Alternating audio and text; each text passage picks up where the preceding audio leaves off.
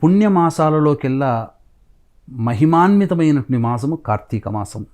ఈ కార్తీక మాసంలో ప్రతిరోజు కూడాను నదీ స్నానము చేయమని శాస్త్రం. అందరికీ కుదరకపోవచ్చు. కాబట్టి ఈ కార్తీక మాసములో ఆదివారము, సోమవారము, శుక్లపాడ్యమి, పౌర్ణమి, అమావాస్య తిథులలో ఎవరైతే నదీ స్నానం ఆచరిస్తారో లేదా నదిలో తెచ్చుకున్నటువంటి నీటిని స్నానం చేసే బకెట్లో వేసుకొని స్నానం ఆచరిస్తారో వారికి కార్తీక మాసం అంతా కూడా స్నానము చేసినటువంటి పుణ్య ఫలితము దక్కుతుంది.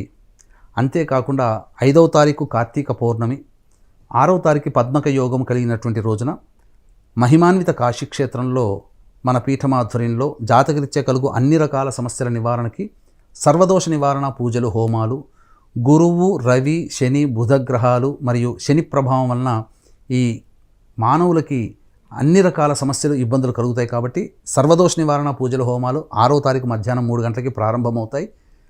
ఈ కార్యక్రమంలో పాల్గొన్నటువంటి వాళ్ళకి శక్తిపాతం చేసినటువంటి కరుంగలి మాల ఇవ్వడం జరుగుతుంది. 6వ తారీఖు మధ్యాహ్నం 2 గంటల లోపల మీ గోతనామాదులు స్క్రీన్పై కనిపిస్తున్నటువంటి నెంబర్లకి సంప్రదించి నమోదు చేసుకోవచ్చు.